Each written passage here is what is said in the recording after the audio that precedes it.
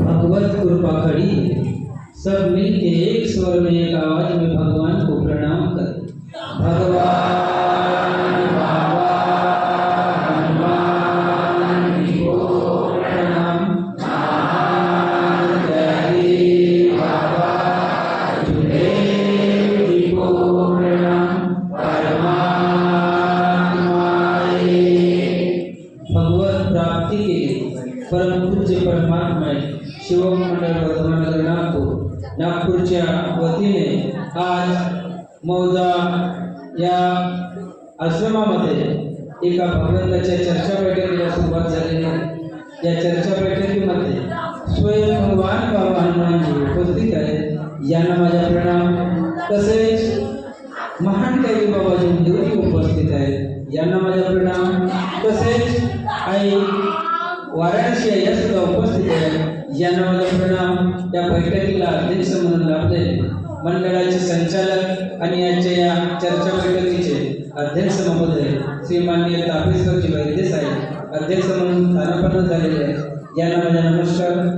पराठे साहेब, जिपकाटे साहेब, निंबाळके साहेब आणि जे संचालक करत आहेत मानकर साहेब आणि संपूर्ण मंच तथा सेवक सेविका बालगोपाळ सगळ्यांना माझा नमस्कार जी। नमस्कार जी। तो आपल्याला या ठिकाणी मिळालेला आहे आणि आपण म्हणतो ज्याला मी भगवान म्हणतो तो भगवान कसा आहे ते राहतो आणि तो भगवान काय करतो। अशा वेळी एक छोटासा मुलगा आणि एक राजा आहे। तो छोटासा मुलगा त्या राजाकडे जो दरबाराचा तो मुलगा, तेव्हा तो राजा दरबाराला विचारतो, म्हणे माझ्याकडे 3 प्रश्न आहेत, त्याचे उत्तर तुला द्यायचे आहे। ठीक आहे साहेब, मला प्रश्नाचं उत्तर आला तर नाही, अन्यथा जोर जबराई करू नका। नाही म्हणे तुला उत्तर द्यावंच लागेल। म्हणे ठीक आहे। राजाने प्रश्न केला, भगवान कुठे राहतो? भगवान कुठे राहतो? भगवान दिसतो आणि भगवान काय करतो? त्याला त्या दरबाराला उत्तर मिळालं नाही। बघा, अशा सगळ्यांना महत्वाचा मुद्दा की महान कवी बाबा जुमदेवजींनी अनेक दिवसातून आता काही वक्त बोलून गेले आणि त्यांनी सांगितले की काटेकर साहेब असे गीत म्हणतात। मी काय ती गीत बनवत नाही, फक्त संतुलन पाहतो आणि आपोआप ते शब्द निघतात आणि म्हणून म्हटलं आहे, जुमदेव पाची खान, जुमदेव बाबा माझे रत्नाची खान, आणि सेवक सुखी झाले सारे बाबाच्या कृपेन, माझ्या बाबाच्या कृपेन। अनेक जातीचे, अनेक धर्माचे, अनेक धर्माचे बनविले सेवा मानव धर्माचे, मानव धर्माचे मानवा रे मानवा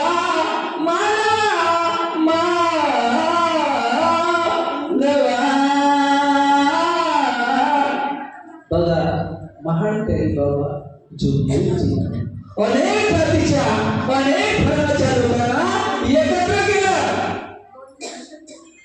कसं एकत्र केलं? तो छोटासा मुलगा, वडील तिथून आले आणि राजाने म्हटलं, तुझे आज छोटा लेकिन कल आपको उत्तर देना पडेगा। दरबार घरी आला आणि छोटासा मुलगा शाळेतून जेव्हा आला, संस्कार कसा असतो तो मुलगा जेव्हा शाळेतून घरी परतला तर वडील खूप चिंतातूर दिसले आणि चिंतातूर दिसल्यानंतर त्या मुलाने विचारलं, पप्पा आपण खूप चिंतेत दिसत आहे, कसली चिंता? वडील बोलले नाही। पुन्हा प्रश्न केला, बाबा आपण खूप चिंतेमध्ये दिसतात, काय चिंता आहे? आहे मला सांगा. नाही रे म्हणे अजून तू छोटा आहे. नाही रे म्हणे अजून तू छोटा आहे, तुला यातलं काही कळणार नाही.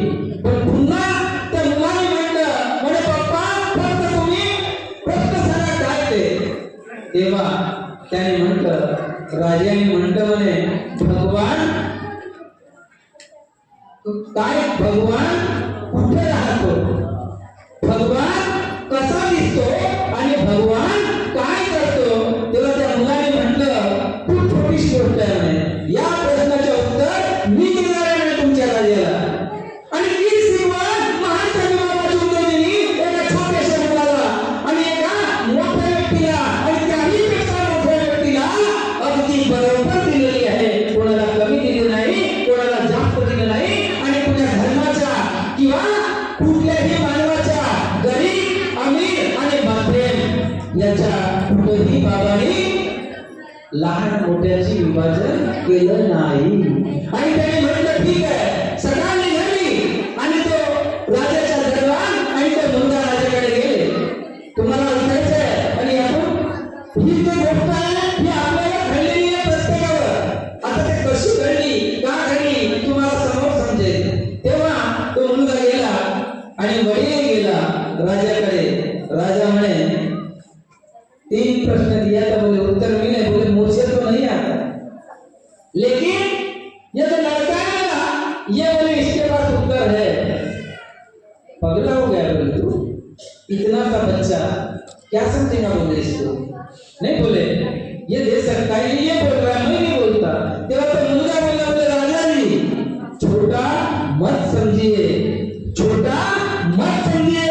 यदि बड़ा झुककर छोटे से बात करे तो वो बड़ा होता है, छोटा छोटा नहीं होता.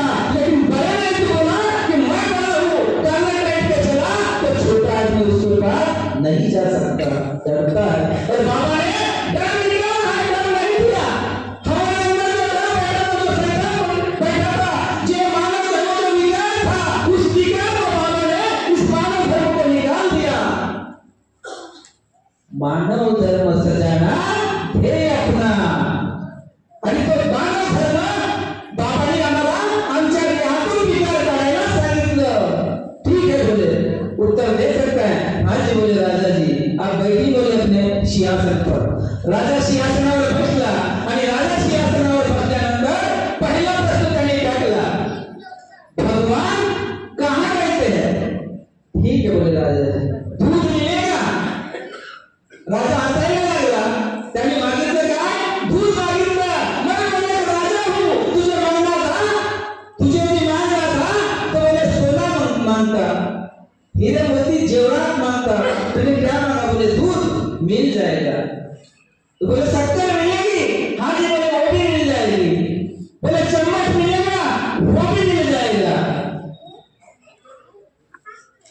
तुम्हाला शिकायचं चम्मच ही व्याख्या खूप पुराणी झालेली आहे. त्याने ते सगळं मागितलं आणि त्या चमच्याने भरून काढलं.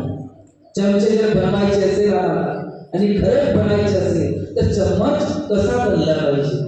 त्याने फोडलं आणि फोडल्यानंतर त्या राजाला म्हटलं, बोले राजाजी आपका प्रश्न का उत्तर इसमें छुपा हुआ है. कैसा. तो बोले दूध लीजिए. बोले राजा के पास में दिया. तो बोले इसमें से मुझे आप शक्कर निकाल के देखिए, इसमें जो मैंने शक्कर डाला वो निकाल के दीजिए. तेव्हा राजाच्या माथ्यावर पसीना आला. बोले इसमें शक्कर मैं कैसे निकाल सकता हूँ. नहीं निकाल सकता. तो बोले आप राजा हो और ये प्रजा है और वो भगवान है. जैसे दूध में शक्कर मिल के भूल गई है, बोले इस सारे संसार में भगवान ऐसा ही भूल भी हुआ. ऐसा बोले भगवान.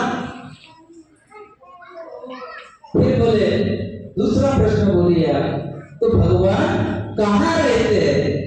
ठीक है, कहीं मिलेगा. हाँ बोले दही भी मिल जाएगा. लाइए बोले दही. इसको भूषण में वाली जो रही है वो मिलेगी. बोले हाँ वो भी मिल जाएगी. हमको बनना है उस रही के तरह. उस रही को बनाया उसने, मन कर लिया, मिलाया, बहुत मिलाया, बहुत मिलाया, बहुत मिलाया. उसके बाद में उसमें से इतना एक लोनी का लोनी निकला और उस लोनी को एक बर्तन में गरम किया और वो लोनी को जब गरम किया तो उसका घी बना। मतलब देखिए दूध यदि हम बांटते हैं किसी को तो दूध 24 घंटे रह सकता है। कितने? 24 घंटे। 24 घंटे से ज्यादा अगर कहीं बाहर रखते हो तो वो फटता है, तो हमें दूध भी नहीं बनना है। और उसी दही दूध में यदि गरम करके थोड़ा सा दही या खट्टा चीज कोई डाल दिए तो उसका दही बनता है और दही कम से कम 8 दिन तक के रह सकता है।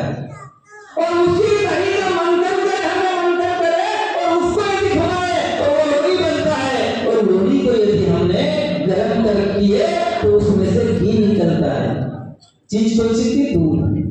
और मंथन करने के बाद वो घी निकलता है।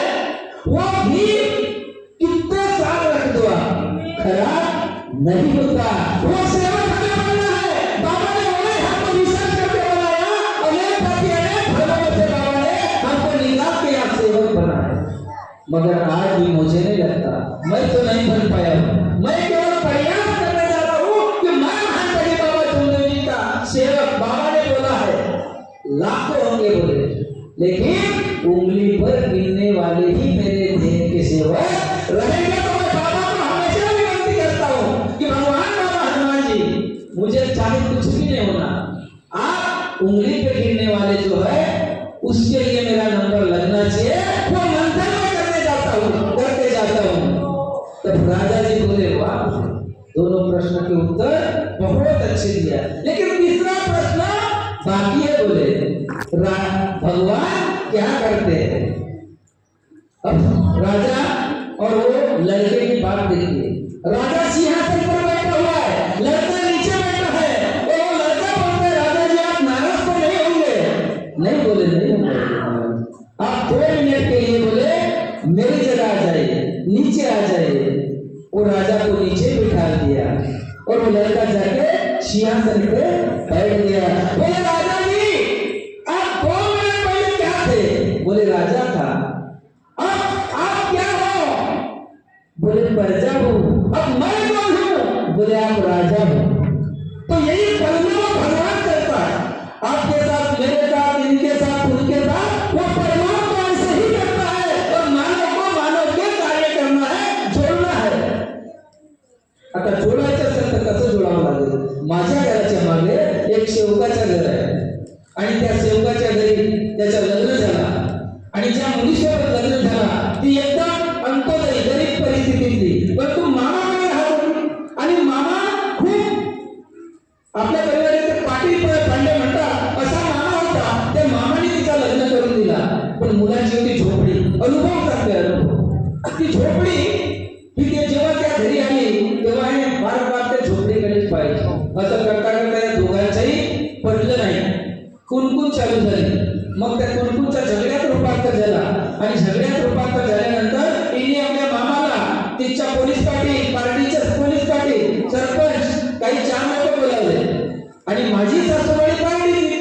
मग ते येतील कुठं? माझ्याकडे आले। माझ्याकडे आल्यानंतर त्यांनी म्हटलं म्हणे काटेकरजी ज्यावेळेस म्हणतात मला ते याच्यातला मला रस्ता सांगा। मी म्हटलं रस्ता माझ्या परमेश्वर काढून देते, परंतु तुम्ही मानाल का? होजी म्हणे। मी म्हटलं तुम्हाला फक्त 2 काम करायचं आहे। तुमच्या भाजीच्या डोक्यामध्ये तुमची हवेली घुसलेली आहे। बघा मुलींनो आणि मुलांनाही त्यात महत्वाचं आहे, तुमच्या भाजीच्या डोक्यामध्ये तुमची हवेली घुसलेली आहे, म्हणून ती या झोपडीमध्ये नांदायला तयार नाही आहे। आणि हा जो मुलगा आहे या मुलाच्या डोक्यामध्ये भगवंत नाही बसला, कधी चर्चा बैठकीत हा दिसला नाही, याची मम्मी कधी चर्चा बैठकीमध्ये दिसली नाही, म्हणून विकार याच्या डोक्यात घुसले आहे। हा म्हणतो मी ठेवत नाही आणि ते म्हणते मी राहत नाही। हा म्हणते मी ठेवत नाही आणि ते म्हणते मी राहत नाही। तेव्हा या मान्यवरांना सांगितलं तुम्ही तुमच्या भाजीला बोलवून घ्या। त्यांनी त्यांच्याकडून आमच्या घरी बोलावलं, पण तुम्हाला एक कार्य करायचं आहे म्हटलं, तिच्या डोक्यातून हवेलीच्या गुंड्या हा बाहेर काढायचा आहे। तोही कसा करायचा आहे? जर तुला या घरी तुला दिलेली आहे आणि या घरी दिलेली आहे तर तुझा पूर्ण जीवन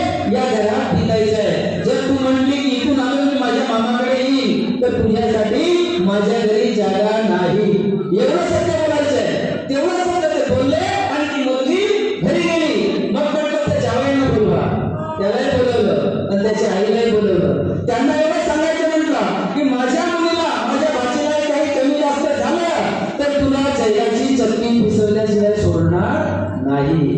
आणि म्हटलं तुम्ही चहा घ्या निघून जा. एवढंच त्याला बोलले परिचारक बघा. आणि तिथून ते निघून गेले. ते निघून गेले आणि निघून गेल्यानंतर ती मुलगी आली म्हणे काकाजी मी आता का करू. म्हटलं एकच शब्द तुला एकच शब्द म्हणायचं आहे की या घरी मी नवरी म्हणून आलेली होती. इथून फक्त माझी लाच बाहेर जाईल मी जाणार नाही. आणि तू घरी जा म्हटलं. मग माझी पत्नी म्हणायला लागली हे सगळं सांगितलं म्हणे आणि त्याने नाही ऐकलं तर मला नाही माझा परमेश्वर आहे मी काहीही करत नाही माझा परमेश्वर घराला काय घालायला शकतो. मग ती मुलाची आई आणि तो मुलगा याला काकाजी काय होईल म्हणे तर पाटील पांडे अरे म्हटलं काही होत नाही तुला फक्त एवढंच करायचं आहे. मी फक्त या नवरी म्हणून आणलं होतं आणि पत्नी म्हणून जीवनभर निभवायचंय मी हिला सोडणार नाही. आणि मग त्यांनी तो प्रश्न त्यांनी दोघांनी उत्तर दिला आणि ते राहिली. आणि त्या मुलीला ती मुलगी 2 लेकरांची आई आहे आणि काही झगडा नाही वाद नाही काही नाही. म्हणून आपल्याला ते कार्य करायचे आहे. 2 शब्द 2 ओळी म्हणतो आणि माझ्या शब्दाला विराम देतो. कार्यक्रमात या बैठकीत दिसे तेजस्वी गुरु माझे लाखात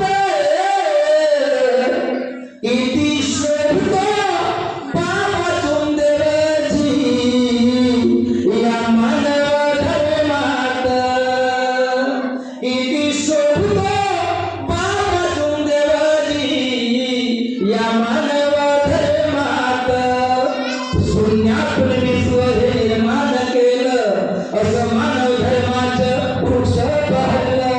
शून्यातून विश्व हे निर्माण केलं असं मानव धर्माचं वृक्ष बहरलं.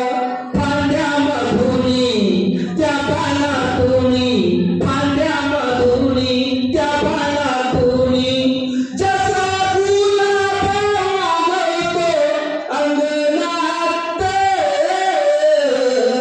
इति शोभत पापातून देवाची या मानव धर्मात इति शोभत पापातून देवाची या मानव धर्मात. नमस्कार नमस्कार नमस्कार.